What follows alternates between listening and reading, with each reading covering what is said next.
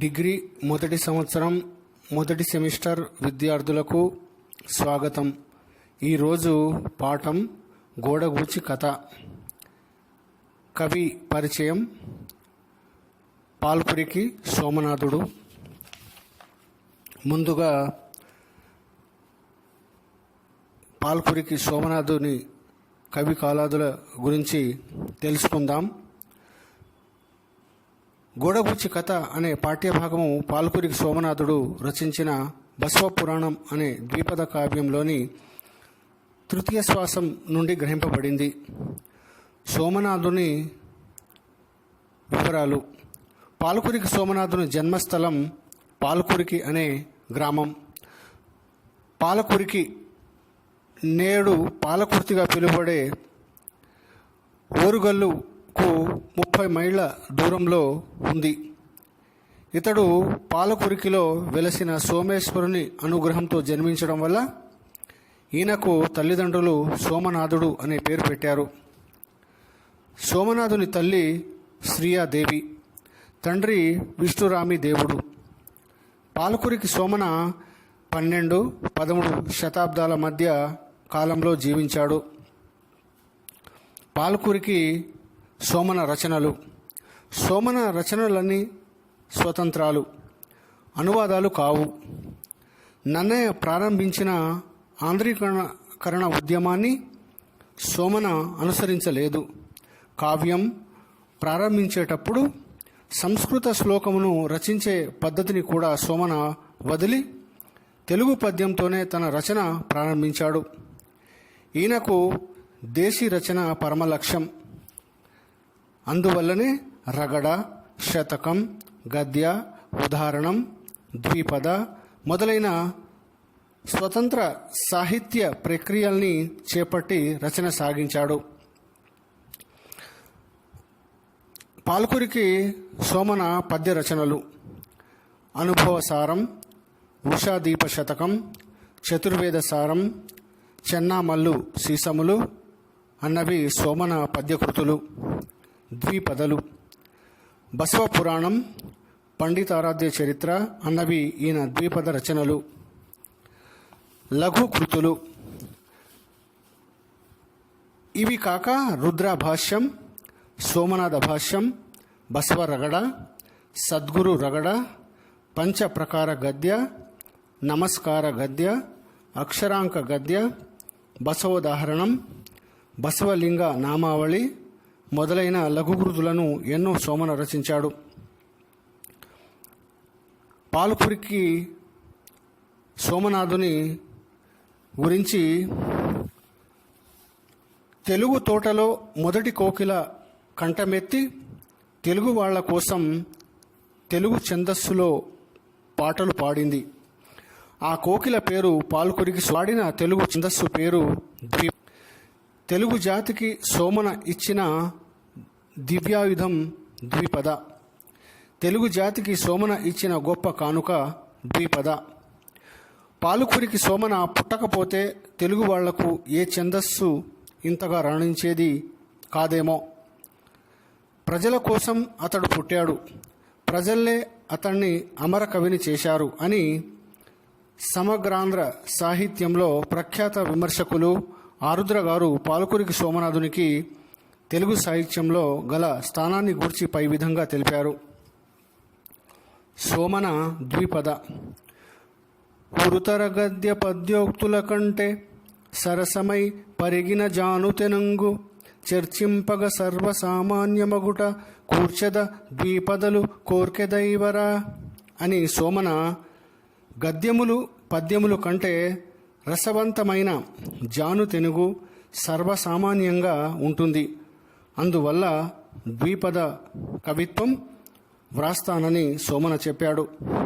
సోమన సంభూయిష్టమైన రచన అందరికీ అందుబాటులో ఉండదని సరళమైన పదజాలంతో ద్విపదలో కావ్య రచన చేశాడు. సోమన రచన విధానము. సోమన రచనలో సరళత్వము, గంభీరత, సౌందర్యము, మాధుర్యము, తెలుగు పలుకుబళ్ళు, సంస్కృత పదాలు సమానంగా కనిపిస్తాయి. సోమన పాత్ర సృష్టి అద్భుతమైంది, అపూర్వమైంది, సామాజిక జీవితానికి దగ్గరగా ఉంటుంది. అవి మామూలు మనుషుల్లా సహజంగా గోచరిస్తాయి, సజీవంగా కనిపిస్తాయి. ప్రత్యేకమైన వ్యక్తిత్వంతో, వైవిధ్యంతో కూడుకొని ఉంటాయి. పాత్రల ముగ్ధత్వాన్ని ప్రదర్శించడంలో సోమనను మించిన కవి లేడు. వ్యవహారిక పదజాలాన్ని జాలువార్చి పాత్రల ముగ్ధత్వాన్ని మనోజ్ఞంగా చిత్రిస్తాడు. బెజ్జ మహాదేవి, గోడగూచి మొదలైన పాత్రలు ముగ్ధత్వానికి, నిర్మల మనస్తత్వానికి నిదర్శనాలు.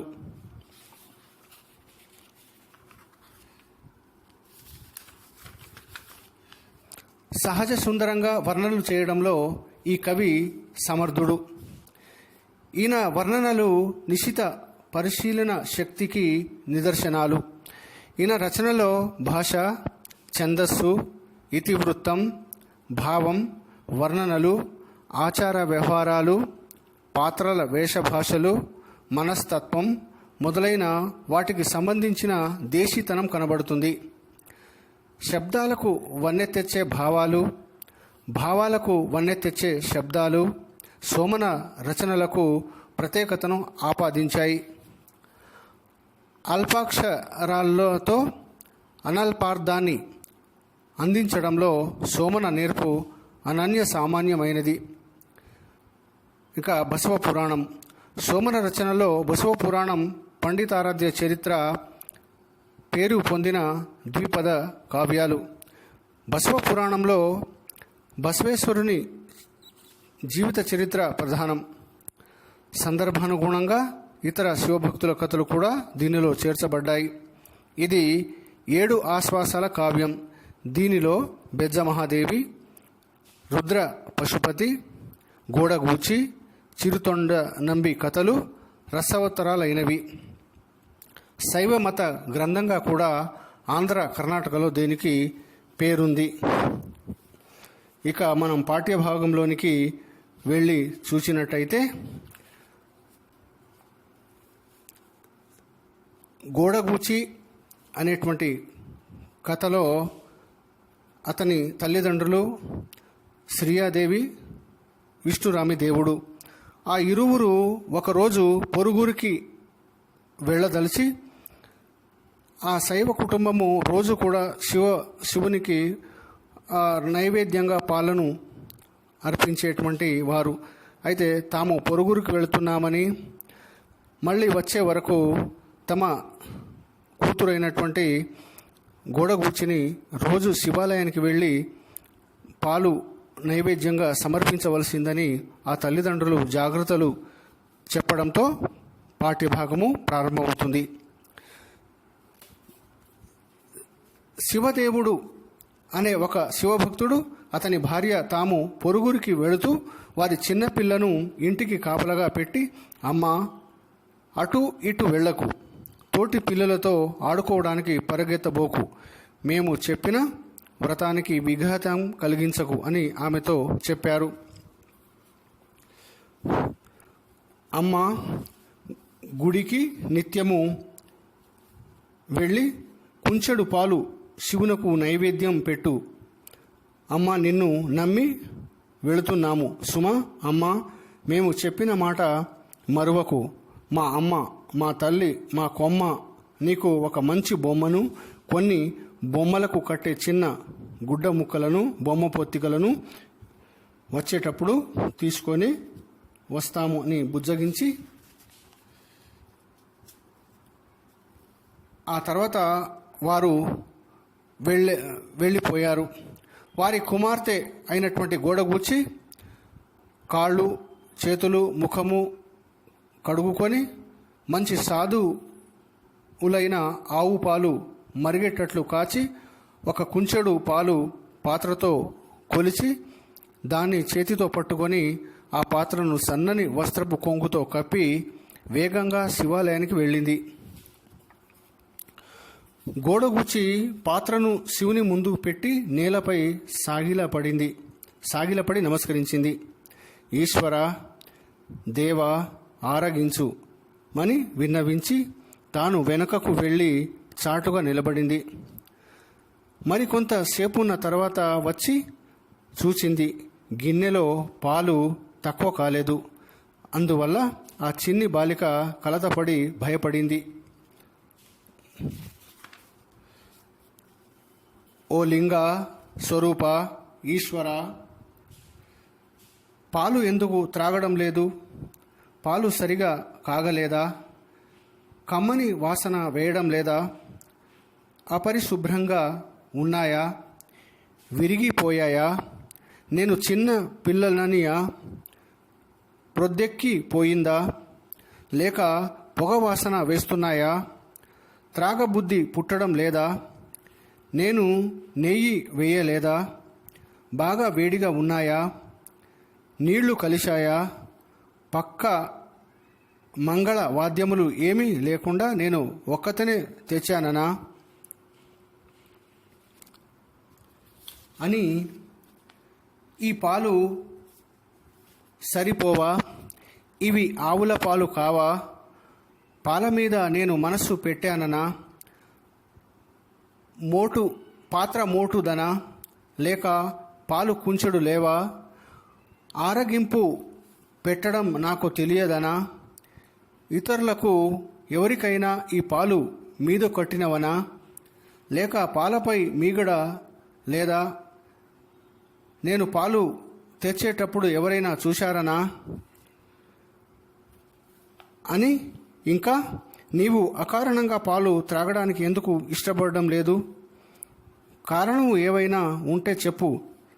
నిజమైన ఆకలి నీకు లేకపోతే గురుక్కెడు పాలైనా త్రాగి మిగిలినవి నాకు మిగిల్చు. పాలు త్రాగడానికి ఇప్పుడు గుడగుడలు ఎందుకు అని చెప్తూనే గుజ్జుగా కలిపిన అన్నము ఒక గిన్నెడు తీసుకురమ్మంటావా? మూలనున్న పిడతలలో వంట కుండలో పొంగరాలు భక్ష్య విశేషాలు ఉన్నాయి, పంపిస్తే పోయి తెస్తాను. ఉట్టి మీద బాణలో నెయ్యి కుండెడు ఉన్నది, నీకు ఇష్టమైతే చెప్పు తెస్తాను. పటిక బెల్లము కుండెడు ఉంది, కావాలంటే తీసుకొస్తాను, వెంటనే చెప్పు అని ముగ్ధ మనస్సుతో ఆ అమ్మాయి ఇంకా, రేపు మా అయ్యగారి ఇంటిలో అర్చన ఉంది, నిన్ను దానికి శీఘ్రంగా పిలవడానికి వస్తాను, పాలు ఆరగించు. మా శివసోదరి మఠంలో క్షీరాన్నము ఉంది, తెస్తాను, ముందు పాలు త్రాగు. షోడాశ పండుగ చూడ్డానికి వెడదాము, ఈశ్వర చక్కగా ఈ పాలు త్రాగు అని బుజ్జగించి ఇంకా ఈ విధంగా బ్రతిమిలాడింది. వీరభద్రుని జాతరకు నిన్ను బండిని తోలడానికి పంపిస్తాను, ఈ పాలు త్రాగు. ఆలస్యం ఎందుకు? ఈ పాలలోకి అటుకులు తెస్తాను, అటుకులు కావాలంటే చెప్పు. ఈ విధంగా పక్కన పిల్ల ఉండగా నేను ఒక్కడను ఎలా త్రాగను అని నీవు అనుకుంటే చెప్పు, మనము ఇద్దరం కలిసి త్రాగుదాము. పిల్లలు ఆడుకునే చిన్న పాత్రలు, చిన్ని బొమ్మలు, ఇన్ని అటుకులు, ఎన్నో పళ్ళు నాకు రేపు మా అమ్మ నాన్నలు ఊరి నుంచి వచ్చేటప్పుడు తీసుకొని వస్తారు. నీ మీద ప్రమాణం చేస్తున్నాను, అవి నీకు తెచ్చి ఇస్తాను. పాలు త్రాగు. పాలు కూడా చల్లారాయి. నాతో నీవు మాట్లాడడం లేదు, ఇంతసేపు నేనే మాట్లాడుతున్నాను. ఓ లింగమా, నన్నెందుకు బాధిస్తున్నావు అంటూ ఆ అమ్మాయి అనేక విధాలుగా శివుణ్ణి బ్రతిమలాడింది, బాధపడుతూ.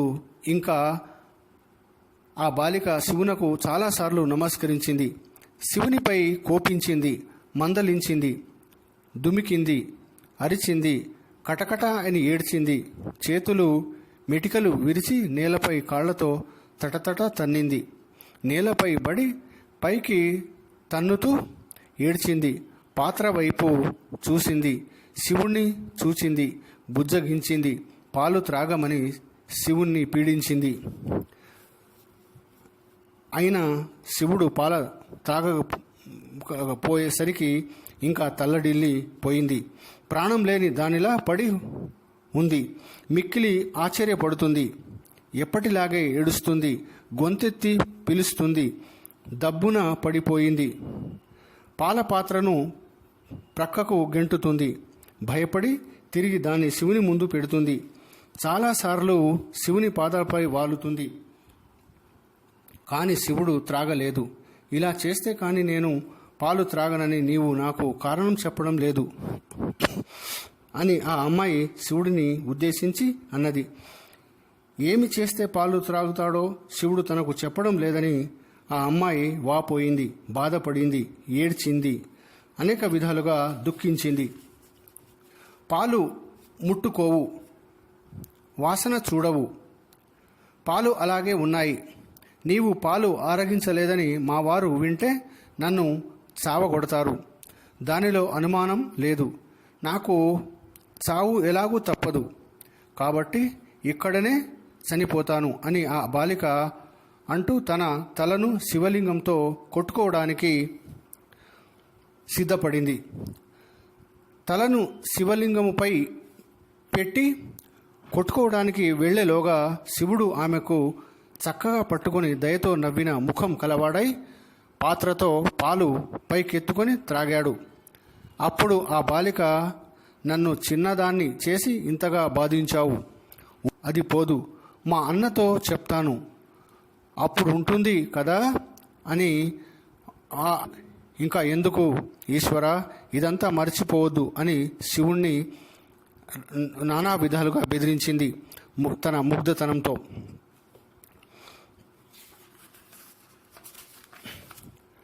పాల పాత్రను తెమ్మని పుచ్చుకొని ఈశ్వరుని దగ్గర నుంచి వేగంగా ఇంటికి వచ్చింది.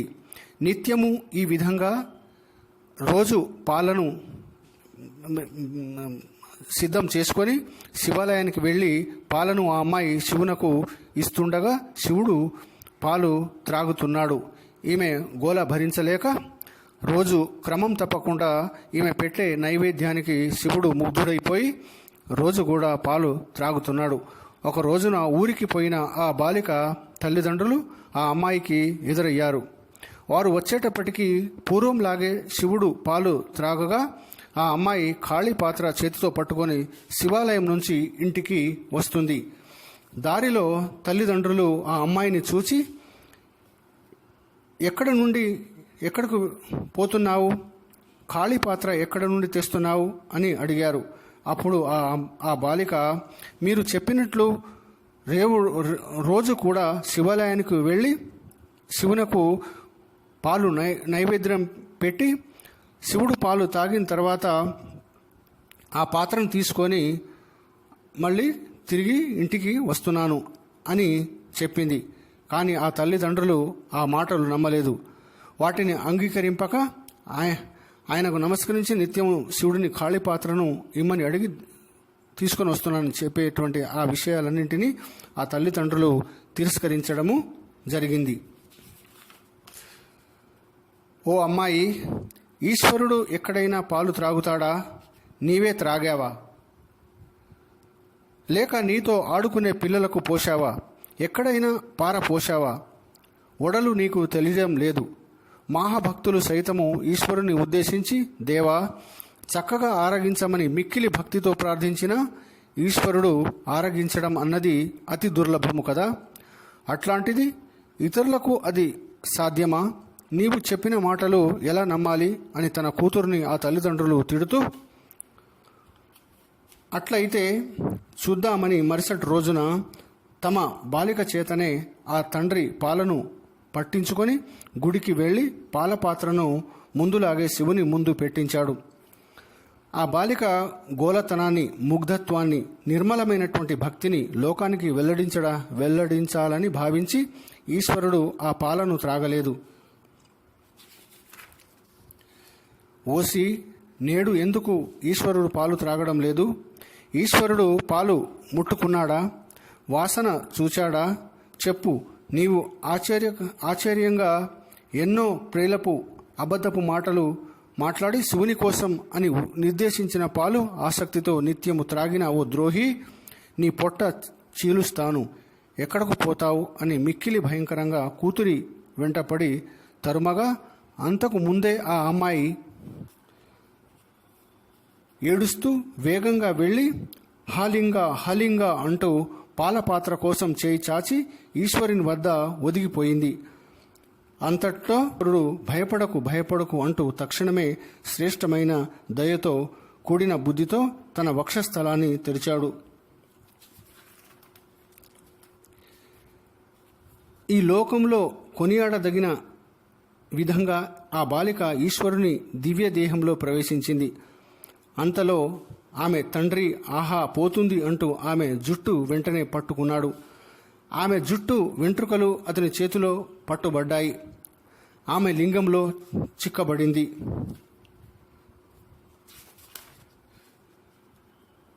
ఈ భూమండలంలో ఈనాడు 6 నెలలకు ఒకసారి ఆ లింగముపై ఉన్న జుట్టు కత్తిరించగా ఆ బాలిక యొక్క నిశ్చలమైన ముగ్ధ భక్తికి ఈ లోకంలో అదే దృష్టాంతమని లోకం పొగిడింది.